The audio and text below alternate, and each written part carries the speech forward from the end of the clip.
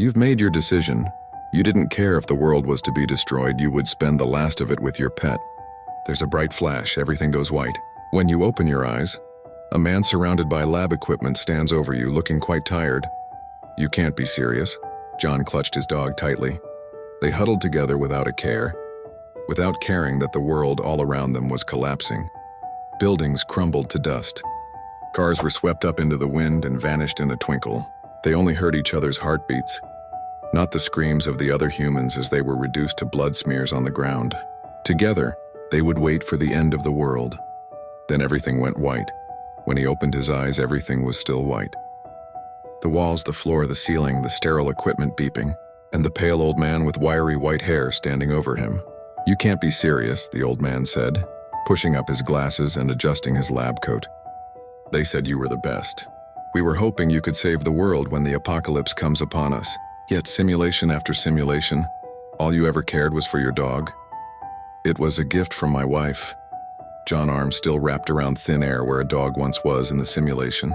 "You have no idea everything I did to be free and to be with her." "We do." The scientist tried to keep a straight face. "That's why you were chosen, to prevent the apocalypse. Our directors had hoped you would find the source of the destruction, fight any armed guards along the way, and stop it before it blows all of Earth to kingdom come." John maintained a steely gaze. "Why is this world worth saving?" "This world that would never let me retire, to live quietly in peace. Everyone who comes to me, they want something from me. They want me to kill. What else would we ask of you?" The scientist was bewildered. "Would you prefer if this operation brought you in to rescue as many dogs and hide them in a bunker?" "Yes." "Well, that wouldn't stop the apocalypse, or the men and women engineering it." The researcher was close to tearing his hair out. "Who ought to be killed before they doom us all?" "Perhaps that is the only way I can be free of this life," John stated softly. "We can promise you freedom, a new identity, a quiet retirement." "That's what they all promised," John said.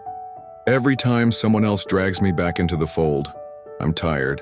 "Are you not also tired from repeating this simulation over and over again?" "One last time." The scientist held out one finger. "No." "What would you have us do? Wait for the end?" He was distraught. "Just sit and die quietly?" "Nobody else is more suited to this mission than you are, John Wick. Thanks for reading. If you enjoyed this, click here for more prompt responses and short stories written by me.